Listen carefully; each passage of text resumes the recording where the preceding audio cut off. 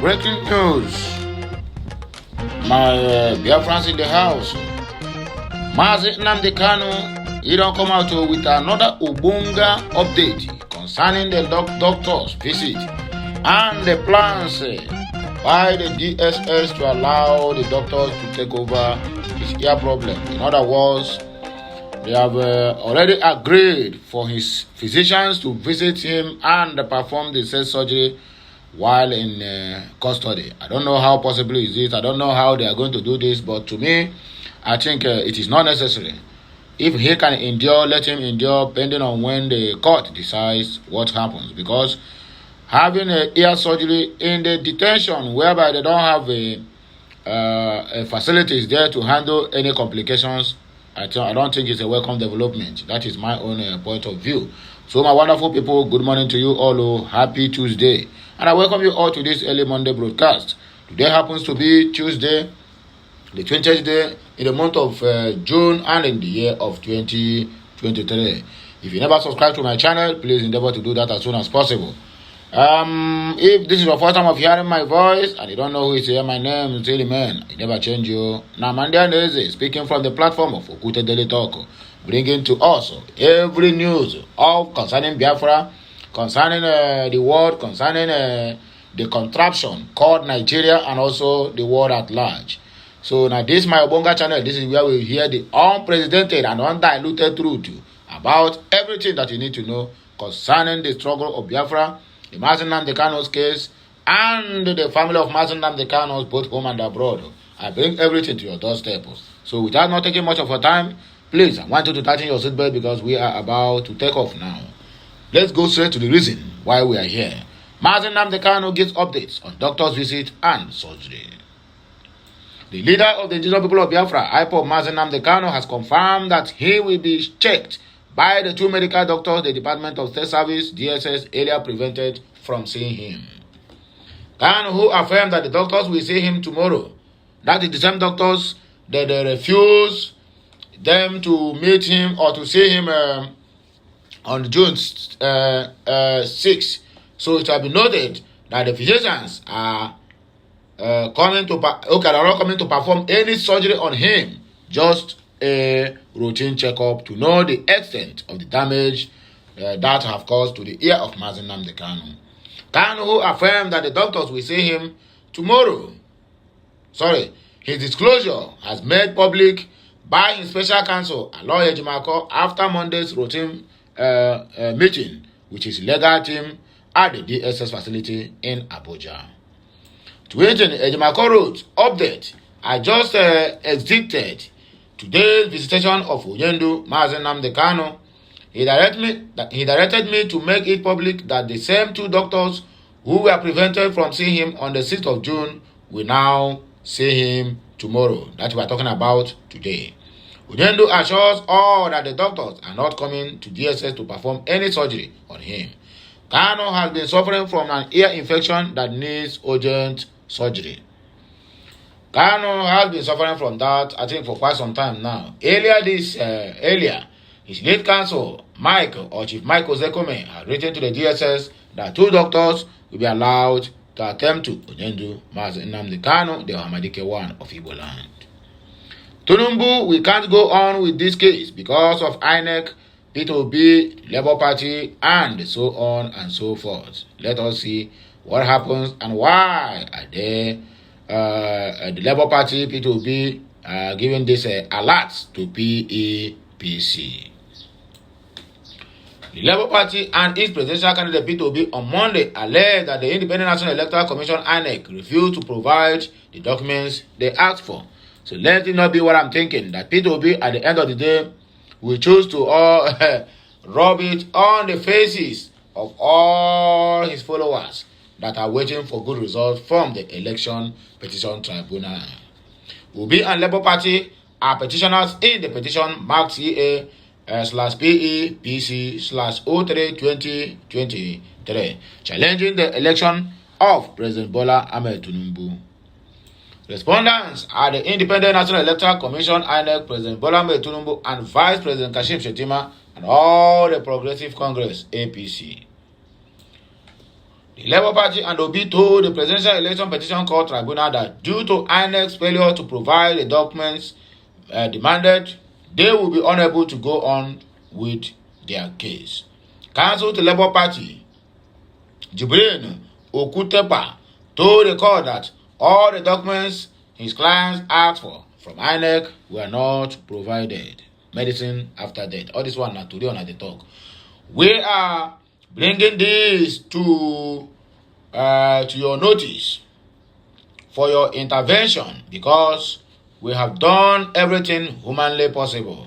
This afternoon, INEC released a few IRF reports from Lagos and Gombe.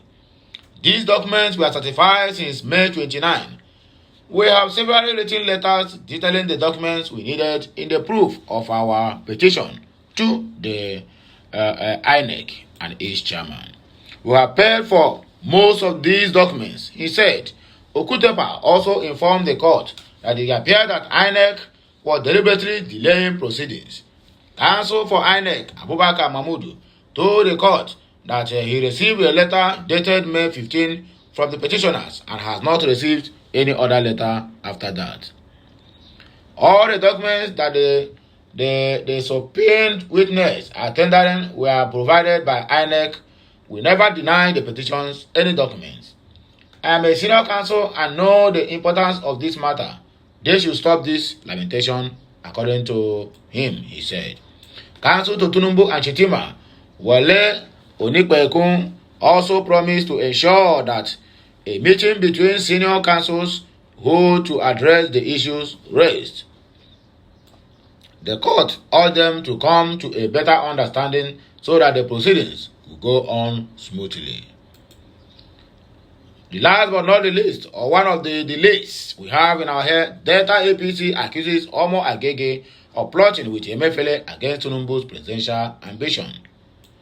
The All Poverty Congress APC in Delta State had pointed fingers at the former Deputy Senate President, Ovie Omo Agege, alleging that he was instrumental in getting the suspended Central Bank Governor Godwin Emefiele involved in the APC presidential primary.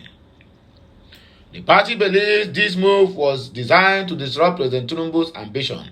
According to Punch, the allegations were disclosed in a letter to the president titled Attempt by Senator Ovie Omo Agege to scuttle presidential election or presidential ambition of President Bola Ahmed Tinubu through recruitment of Mr. Godwin Emefiele, anti-Tinubu campaign stance and anti-party activities. Key officials of the state APC, including Secretary Michael Inana and Chairman Tom Ona, Nelson Ogarama, and Michael Urunefe, signed the letter. The letter stated, Omo Agege had plans to issue a party membership card to the CBN Governor Godwin Emefiele, and we objected to these plans, or to his plans. We told him it was not normally right for Emefiele to contest and that it would affect your chances to secure the presidential ticket. According to the letter, Omo Agege insisted on his plan, assuring Emefiele that the party National Publicity Secretary Felix Moka would assist in getting him the said ticket. However, the Delta delegates were instructed by Omo Agege to vote against Tinubu at the APC convention, whom he claimed stood no chance against their anointed candidate.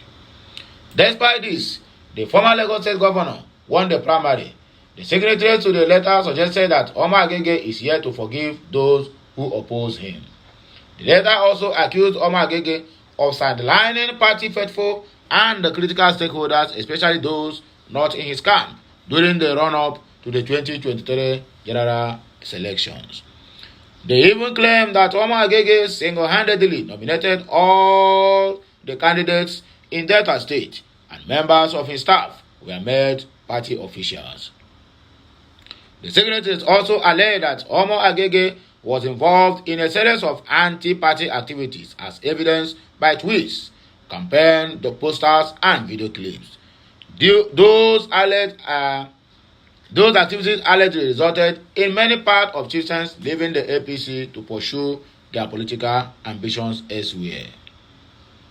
Finally, the letter called on the president to investigate the claims raised and liberate the state APC from Omo Agege Alex control.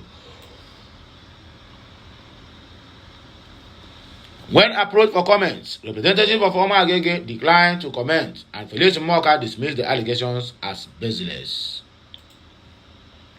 On the other hand, though, we are going straight to Abia State, in the state where Chioma Oti happens to be the incumbent governor of the state from Labour Party. Abia indebted to the tune of 200 billion naira by past PDP-led government, Governor Chioma Oti Alex.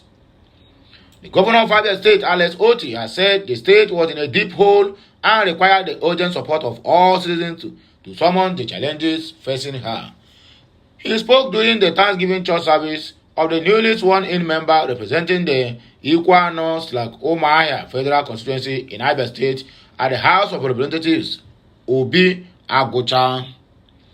The event, which took place during the weekend at Okaiuga Central School, Nkwegu Ohoho in Umuahia, North Local Government Area of the state, was attended by eminent personalities, friends, political associates, and supporters of the federal lawmaker. Governor Oti, during the Thanksgiving service, revealed that the past state government controlled by the People's Democratic Party left Abia in a huge debt totaling 200 billion naira. He said the present state government is committed and undeterred in efforts to save the state from indebtedness caused by the misplaced priority of the people's previous administration in the state.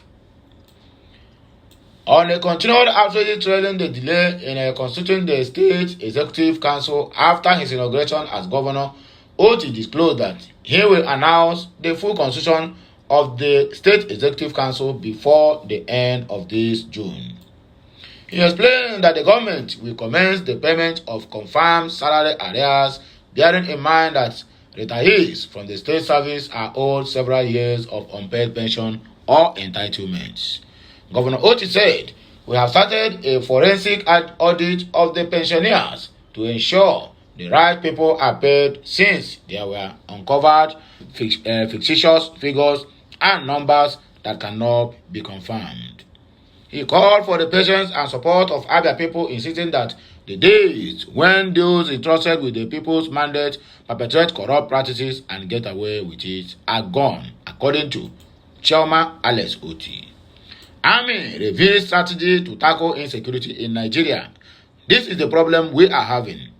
How can the military claims the always revealing strategy, how they want to go about their normal duties, and the enemy will carry it and go and give it to the what will I call it, to the insurgents, to the Boko Harams, to the bandits who are killing our people, and tell them, look at the strategy that the army is bringing this time to tackle them. This is not the way forward, my dear people. The General Officer Commanding GOC 1 Division Nigerian Army, Major General Olufemi Akinjobi, says the army has adopted realistic training that will enhance its operations against insecurity. The GOC stated this at the 1 Division Operation Planning Cadre for officers within the 1 Division area of responsibility on Monday in Kaduna State. The news agency of Nigeria reported that the 5 days training has brought together participants of the ranks of captains to colonels in the 1 Division area of the responsibilities. Akinjobi said the workshop was organized to refresh the personnel on the various aspects of the operations and planning process in order to enhance their skills and improve their capacity in the single and joint service operations planning processes, in line with the Chief of Army Staff vision, which is a professional Nigerian Army ready to accomplish these assigned missions within a joint environment in defense of the Nigeria, said Akinjobi. According to him, warfare has become increasingly complex due to the changes in the nature of threats and technological advancement that they are using this time. He said further that armies over the world are continually engaged in training and capacity building to enable them to surmount emerging security challenges anytime, any day. The Nigerian Army equally recognizes these changes and therefore sets to develop capacity through realistic training that will enhance its operations, he said. Akinjobi said, one division's experience in Birnin-Gwari, Fagore, Kagara, and other forests, as well as the experiences in other areas of operation in the division, had helped in gaining useful lessons and identified gaps in the conduct of their operations. He said, I Division or One Division Operations Planning cadre for 2023 was expected to explore ways of building on existing efforts by the division to meet its operational needs in the areas of warfare and operations planning, military decision-making process, intelligence, preparation of the battle space, and logistics in operational planning, among others. He urged the participants to have an open mind in order to devise massive benefits from the cadre. The GOC appreciated the Chief of Army Staff, Lieutenant General Farouk Yahya, for providing the resource for this cadre and for his exemplary and inspiring leadership, support, and motivation to this division, which has also aided the success recorded so far in our operations. Senate presidency, I supported Akpabio because he gave me 200 million naira for election, according to Governor Nyesom Wike, former Governor Nyesom Wike, Former Governor Nyesom Wike of Rivers State has disclosed why he supported Senator Godswill Akpabio to emerge as the Senate President of the 10th National Assembly. Wike said Akpabio donated 200 million naira to his campaign in 2014 and 2015, stressing that one good turn deserves another. You tell us you supported him. How much do you donated to him? As you mentioned how much he donated to you. So how much do you donated to him? Rivers State money. I think on a get sense, And see as they use the sense of the millions and the thousands of men in Rivers State to drink Gary. He donated 200 million to you. So one good turn deserves another. You need to donate also to him. Tell us how much do you donate? Yes, on Wike. Speaking during his special Thanksgiving service organized by his family at the St. Peter's Dennery, Rumo Perekom, Obiakpo area of the state on Sunday. He said Akpabio defied criticisms to back his governorship ambition in 2015. According to Wike, when I was running in 2014 and 2015, he came out and supported me. He gave me 200 million for that election. That is why I said one good turn deserves another. I supported him this time, and I thank God he won. How much do you give to him, Wike? You refuse to speak. The Senate President claimed that the money was from his savings from the telecom sector, where he was a managing director before becoming governor. Arrant nonsense. Details of President Tinubu's meeting with Dangote Brigade revealed. I hope this soon that the population of Nigeria will not be decreased, because that has been the plan of the so-called Bill Gates and his cohorts over there in the Western world. President Bola Ahmed Tinubu has pledged to give priority attention to the health and safety of Nigerians, noting that for any country to develop, the health of its people, particularly the workforce, is critical. Under this one, Bill Gates, my dear, Nigerians will be ready to bury their loved ones, because I can see the hand of monkey enter into the soup. Make them come out and quick before it turn to human hand. The president spoke when he received the co-founder of Bill Gates and Melinda Gates Foundation, Mr. Bill Gates, and the president of the Aliko Dangote Foundation, Alhaji Aliko Dangote, on Monday at the Presidential Villa, Abuja. While saluting the courage and commitment of Bill Gates to working for humanity, he commended the partnership with the Aliko Dangote Foundation. The president said his administration will do all that is required to make their work in Nigeria and Africa successful, particularly in the area of eradicating polio, measles, malaria, and other diseases from the continent, the one they are sharing to us, right? He, however, warned that budgetary concerns and other issues around funding. The president praised Bill Gates' efforts in the area of climate change and in eradicating polio and malaria in Africa. if Bill Gates, you truly want the good of Africa and you want everything, you have the money to clear off our debts. Can you do that? So that we will know that you are serious to help Africans. Not coming here now telling us you want to kick against polio and whatever. Why your plan is to reduce the population of Africans? Rubbish. He told the philanthropist that the West needed to hear more from him with respect to the plight of developing countries, saying, "You have all it takes to help developing nations more." Dangote, in his remarks to the media after the visit, congratulated President Tinubu on his election and the successful assumption of office. He said the visit to the villa was to brief the president on the activities of the Bill Gates and Melinda Gates Foundation and the Aliko Dangote Foundation, highlighting their commitment to improving the health sector in Nigeria.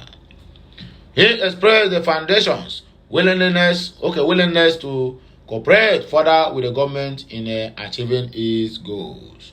He seized the opportunity to commend the president for the removal of fuel subsidy, expressing confidence that more state funds will be allocated to education, health, infrastructure, and other critical areas of our economy. So, my wonderful people, now here we will take back our kaya and now go we want go. So, if you never subscribe to my channel, you are watching my content, this is the right time for you to do that. Make sure you turn on the notification button so that you'll be notified this time when I go live or I post something new on this channel or any other channel related to Okute Daily Talk. So my wonderful people, make sure they enjoy on a Tuesday. Make sure use this one. They step down as when I wake up from on a sleeping slumber. Have a nice day. May the good Lord bless us all, the Father, the Son, and of the Holy Spirit. See you once again when you hear my voice. Bye for now, my people. Que Messiano.